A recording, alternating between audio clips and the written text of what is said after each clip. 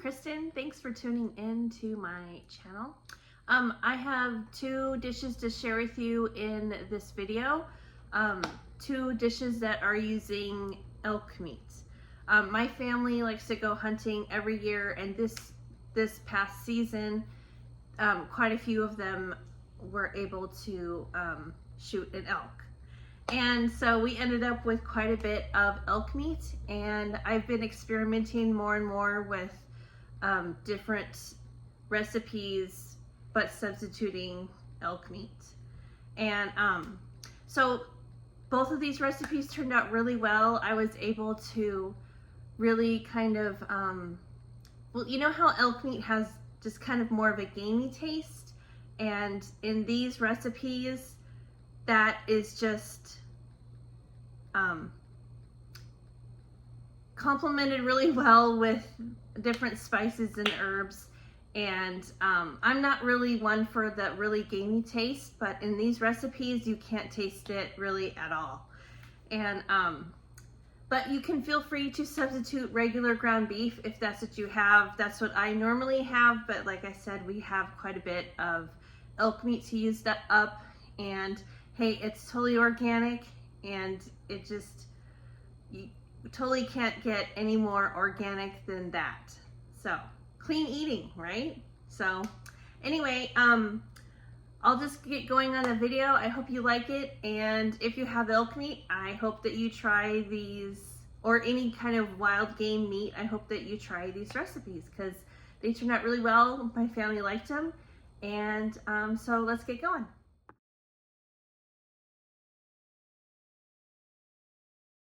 All right, so first thing I'm going to do is make some naan bread.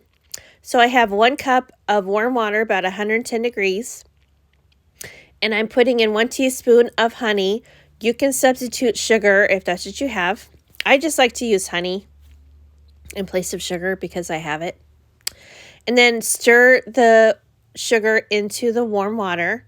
Then add in 1 teaspoon of instant yeast, or you like 1 little packet if you have them in packets, and then stir that together, set it aside, and let it, the yeast begin to bloom. You'll notice because you'll see a foam on top of the water. So in this separate bowl, I'm mixing the 3 cups of flour, 1/4 cup of Greek yogurt, or 4 tablespoons, whichever, and then 2 tablespoons of oil. Okay, and a nice pinch of salt. And then I'm going to have, oh, sorry. Then, as you can see, the yeast has bloomed thoroughly enough. So I'm just going to add that into the flour mixture and get that nice and mixed together. Just like so. And get that all mixed together. I'm going to switch to mixing it with my hands here in just a minute. I'm just trying to get the flour covered in that nice, warm, yeasty mixture. Excuse me. So then I'm going to turn it out onto my countertop, and I'm going to knead it for about 10 minutes. And this naan bread is going to go with a Greek meatball dinner recipe. I'm realizing right now that both of the recipes I'm featuring in this video are Greek recipes. I didn't do that on purpose, but anyway. So just knead the dough until it's smooth, as you can see, like this. And then I'm going to put it into an oiled bowl. I'm just going to put it back into the same bowl that I mixed it in. Just add some oil so that the dough doesn't stick to it. Let it turn it around so it gets coated in the oil, the dough. Then I cover it with plastic so that the warm air will stay in better. And then I just have it in my oven with the light turned on. This will help it warm up in there. The oven is not on. I just have the light on. And then you just let it sit in there for about an hour so it can double in size. Now moving on to the Greek meatballs. So I have 1 pound here of elk meat, but you could use ground chicken, you could use ground turkey, you could use ground beef. I'm also putting in 1/2 pound of Italian sausage. You can use whatever meat combination you like to use. And then we have panko, cumin seed. I'm just really trying to season this really well because, as I said before, elk has a really gamey taste and I just don't really enjoy that myself. So I try to just make sure and really season it well, and it just helps with the flavor a lot for me. So I had grated onion, cumin, cinnamon. I'm zesting a lemon. I will have these recipes linked for you in the description box. And then I'm also going to juice the lemon, 2 tablespoons worth. Grated onion, garlic I put in there. And I'm just catching the seeds with my little strainer here. And then I'm going to put in 1 egg. This will help keep the meatballs together and, you know, so they stay as meatballs. They don't crumble apart. And then I have quite a bit of flat leaf parsley. And I'm going to put in quite a bit of dill weed. I love dill weed, so I'm going to put quite a bit in. And then some feta cheese. Love feta cheese. It's a hard cheese. It's nice and tangy. It's creamy. I love it. And then some ground black pepper. And then some salt. We need to really season well, of course. And then I'm going to take my little fingers here and mix up the meat as well as I can. I'm trying not to overmix. You know, I usually do a pretty good job of this. Not over mixing, but, you know, mixing it just enough. I don't want tough meatballs. But yeah, I just was really kind of interested in how I can prepare elk meat and, you know, have it taste good. Because, you know, we have it, so you don't want it to go to waste. So I'm just going to speed up my little video here, and I have about a medium, or my smallest scoop I have, so I'm just portioning out all of the meat mixture into meatballs. Putting them on a plate to have them on standby as I heat up my pan here with some neutral oil. And then I'm just going to put all the meatballs in my nice big skillet here. This is a 1 skillet meal, by the way. Excuse me.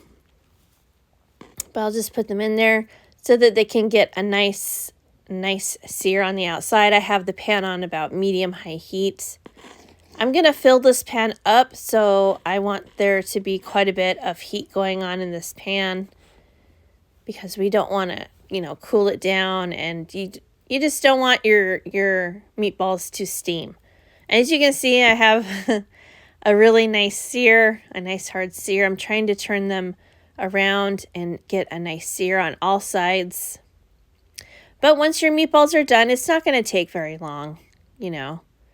I'd say about, you know, 4 minutes aside. 5 minutes. I'd say 5 minutes on the first side, and then on the other side about 4 minutes, because by then the pan will be really nice and heated up, so it won't take as long. So take all your seared meatballs out, put them on that plate, and then just let them sit there while you get everything else ready. So now I'm going to put in a couple teaspoons of garlic. This is frozen garlic. And I'm just putting it in the pan with some oil. And now we're going to work on the orzo, because this is Greek meatballs and orzo skillet. I didn't say that, but anyway, we're going to be working with some orzo coming up here. I'm just melting down the garlic in the olive oil. Get that pan nice and hot again.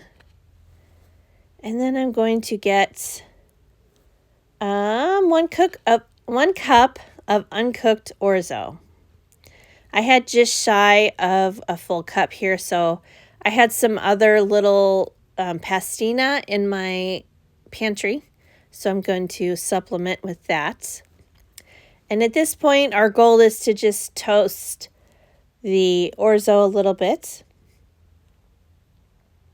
As you can see here, don't leave it, stay there, stir it, because it will burn quickly. We just want to get some golden bits going throughout the orzo here. Just like so. I must be gathering other ingredients. But anyway, so how's it going? It's almost springtime. We are almost out of winter, thank goodness. I mean, we really had a pretty mild winter here. I live in Oregon, and it was not bad at all. So anyway, okay, so we've toasted our orzo a little bit here, so I'm adding in 2.5 cups of chicken broth. Just adding that in, stir the orzo around. And then we're going to let this cook for 7 or 8 minutes. And while that is working, I'm going to start doing my naan bread. Excuse me. I'm just going to section out the dough here into about 8 balls of dough. Or 8 sections of dough here. So I'm just taking my bench scraper here, and I'm just kind of pretending it's a pizza. And by that, I mean just, cutting it in half, and then those sections in half, going in halves until we have kind of even portions here. That's what I mean. Anyway, that's just what goes on in my brain. But anywho, so then we're going to take each little dough ball and just kind of roll it out into an oval, a flat, somewhat rough oval. And then I have a really, really hot cast iron skillet. I didn't put any oil in it, just waiting for it to get really, really hot. And then just put your dough down in there. Let it get nice and toasted. It's going to bubble up really good like this. I love how that looks. It's just really satisfying. And you don't need to roll out the dough with any flour. Just use a little oil if it sticks. And just continue until you've done that with all of your doughs. Okay, moving on. So now to this hot skillet that I just made the naan bread in, I'm going to saute some veggies to go into the orzo skillet. So I have some bell pepper, some onion, and some garlic. The directions say to do all of this in one skillet, but I wanted to saute the veggies so I could get more tasty golden bits on my veggies. I didn't want to boil the veggies in the broth, So I just decided to do it separately. But you can do it. Feel free to do it all in one pan if you want. So then I'm also in this pan here in the back, the saucepan, I'm melting some butter and some garlic that I'm going to brush onto the naan bread when I serve it. So I'm just moving these veggies around, getting some nice dark golden parts on there. Some extra flavor, if you will. I just decided last minute to kind of do it separately. I just thought it would taste better that way. And it did. I'm really glad that I did this extra step and didn't just do it all in one skillet. So, but feel free to do it like that if you want. Directions are very clear in this recipe and really easy to follow. This came together, pretty quickly. It just took me a little bit longer because I did do an extra recipe with the naan bread. It's separate. So anyway, I just wanted to add that in. And then we have quite a bit of Kalamata olives. My husband and I both love Kalamata olives, so I wanted to make sure and put those in there. So that the rice or the orzo has cooked down well enough, and I put in some feta cheese. I didn't show you that, but I put in feta cheese. I'm just adding the meatballs back in, letting them warm up a little bit with the lid on. I took the lid off, and now I'm ready to finish this recipe by adding in the sauteed veggies and olives. Then I'll just put it in there, stir it all around. I'm sorry, there's a handle right there. I'm sorry. There's this spatula handle right there. I didn't see that. But anyway, my husband really enjoyed this, and I did too. It was really very flavorful. The meatballs were nice and tender. And as I said, you really didn't taste that really gamey, that taste. If you know you've had this before, you know what I'm talking about. And the flavors were just balanced really well, and I really enjoyed it. And it's something that, you feel good about eating because you know where it came from. And it's not some mystery where the meat was how it was treated and how it was, processed and all that. You just know it. It came from the field, went to the butcher, the meat marketplace, and then to your pan. So I just served mine up here with a little bit of feta cheese. I did put extra feta cheese on mine.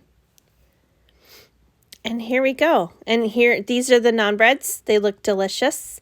And I was really happy that I made them. I never made them before. Okay, so moving on to the next Greek recipe. I made homemade gyros the other night. And it was so delicious. And this recipe was spot on. I'm telling you, if you want to make gyros at home, try this recipe because it worked out really well. And it was all the flavors that I really enjoy in a gyro. I did try to find lamb, but there was no lamb at the store. So I subbed out elk meat instead, and it was just wonderful. Okay, so starting with the tzatziki sauce. So I have about a half a cucumber here. I didn't make very much because just my daughter and I were the only ones eating this, so I didn't want to use like a whole cucumber. But I just cut the cucumber in half. I scooped out all the seeds out of the middle. And I removed most of the skin. I like to leave a little bit just for, it looks a little special. It looks a little extra fancy, I think. I don't know. So I'm just salting the cucumber, and this will help draw out a lot of the water because cucumbers are full of water. And we don't want to make our tzatziki sauce too thin. So I just set that aside. You don't have to do that step if you don't want to, if you don't have time. Don't worry about it. And then 2 cups of plain Greek yogurt. But in my case, I'm doing half. So 1 cup of plain Greek yogurt. And this recipe is actually pretty healthy, because the sauce is all Greek yogurt, non-fat. So there you go. And you're getting a little extra protein, some of those good bacterias, and I just really like this sauce. So then I'll grate part of this lemon. I think I'm just going to use half this lemon, but I'll just zest about half of it to start off with. And then it says about 2 tablespoons of lemon juice, which I will do about half of this lemon. And I'll just juice it over my zester here to catch the seeds. Whoops, one escaped. I didn't want to, go find an extra little strainer, so I just used the grater. It was fine. It worked just fine. Just like so. Okay, fish out that seed there. Oopsie, take it out. And then I'm going to season up my sauce here. So you could use fresh garlic clove if you want, but I'm just going to go with garlic powder. It's really easy to overpower sauces with fresh garlic. So, and then dill weed. I did a little, dill weed, garlic powder. Just stir that in. Just like so. And then salt and pepper. I don't know if I did that yet. And I almost forgot to add in the olive oil. You don't think, oh, I'm adding in the cucumber, but it really brought the sauce together because I tasted it before I added in the olive oil, and it was missing something. Like it was just, I don't know, it just was too thin or something, or it really made a big difference is my point. So yeah, make sure not to forget the olive oil, which obviously I didn't show, but I did add the olive oil. Okay, moving on to the meat. So I have about a half a pound of sausage, and I'm putting in 1 pound of the elk meat. And then I'm just trying to do this really quickly. This is bacon grease. This is because the elk meat is really lean. It's also in the recipe. So anyway, and then a big thing of garlic goes in. But yeah, feel free to use lamb instead, or you could just use ground beef if you want. You know, it's up to you. And then we're going to add in an egg. I added red onion, about roughly a cup of panko breadcrumbs. This will help to bind the meatballs together along with the egg. Those two help really, really well. And then some milk, about a half a cup of milk, some cumin, very important, and more lemon juice. A lot of lemon juice in these recipes, but it's okay. I love lemon juice. But anyway, yeah, this recipe was spot on for a gyro. I've tried to make them before at home, and it just kind of never came together quite like I wanted. But this recipe was great. I'm definitely going to make this again. And also, I had this today for lunch and some oregano. And I think it was better like the next day. Like the sauce could really, all the flavors in the sauce could really marry together. And I think the sauce is better the next day too. And it was just really good. I'm definitely going to make this again. I really wish I got another pack of pitas because there was only 6 and I'm out already. And I still have some leftovers. So I need to get some more pitas. So I'm adding in some more dill weed. That wasn't in the recipe, but I thought just to tie all the flavors together, so I just put in some more dill weed. And rosemary, get those really kind of earthy flavors in there with the meat.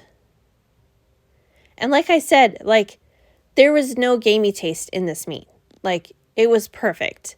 So I really encourage you, if you have elk meat, if your family likes to hunt like mine does, then try these recipes and don't be afraid of it. Like, just make sure as long as you really season the meat really well and use some herbs in there, it's going to work for you. And I also use elk meat for taco meat also.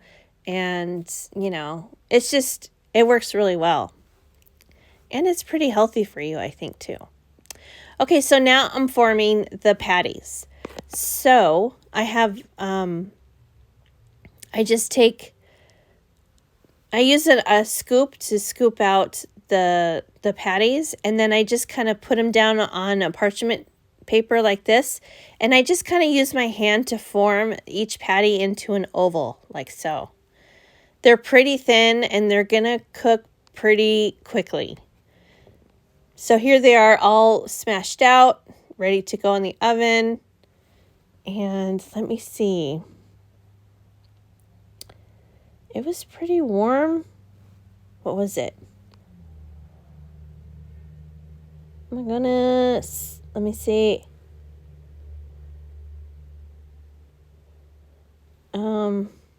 Anywho, while the meat is cooking, I'm going to get together all of my little garnishments to go with it. 350 for 15 to 20 minutes, okay? Or until 160 degrees on a thermometer. So, not too hot. I like tomato. It seems pretty traditional to have, you know, tomato and cucumber and onion on your gyro. So, that is what I am preparing right here for. Just like so. And then traditionally, gyros are served with fries, which is what we're having with ours tonight. On this night, I should say. Or you could try with roasted potatoes, or serve it with a Greek salad. Whatever you enjoy is wonderful. Make that. But anyway, here they are out of the oven. As again, 350 for 15 to 20 minutes. I also checked it with the thermometer. So then to construct, I will just take my pita. I warmed it a little bit in a pan. Or you could just throw it in the microwave for like 30 seconds. And then place a patty on top of the sauce. And then you're going to... I did this so I didn't want to overfill it too much. So I just wanted to prop it up like this a little bit. But it's just kind of like a taco. Just put in your fixins, your tomato, onion, cucumber.